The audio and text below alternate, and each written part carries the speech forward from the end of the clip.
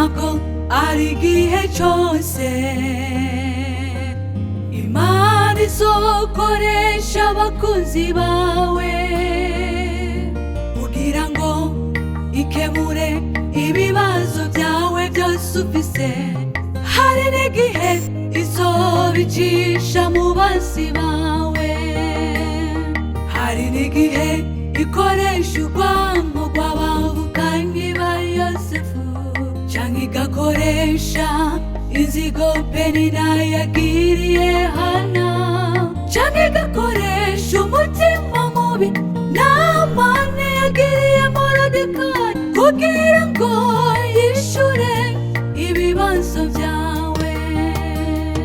Mugenzi wanje reka kwihebura, iyo tuvoma ni kure kandi haranyerera, ariko mugambi kubwa Yesu tuzotahana amazi nk'umusamariya yatahanye amazi y'ubugingo.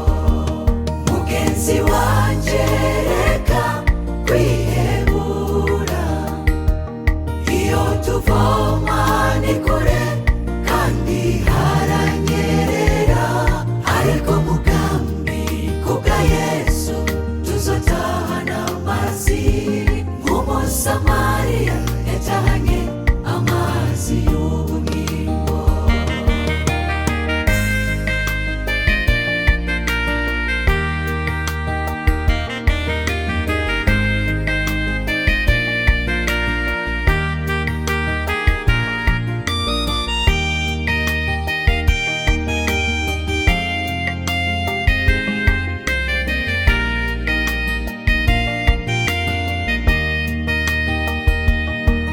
Subona hari igihe ibibazo bikuzako mu nshuti n'abagenzi, ukabura utabaza.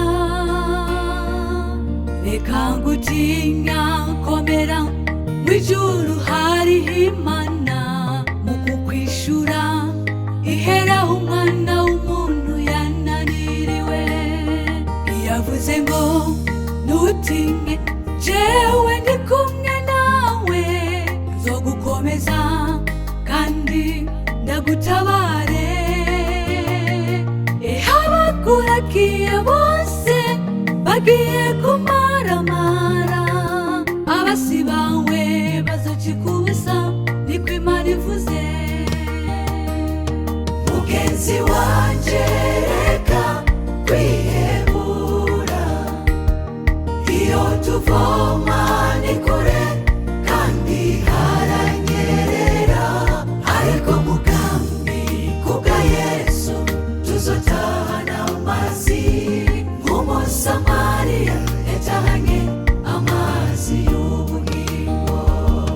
Mugenzi wanje reka kwihebura, iyo tuvoma ni kure kandi haranyerera, ariko mugambi kubwa Yesu tuzotahana amazi nk'umusamariya yatahanye amazi y'ubugingo.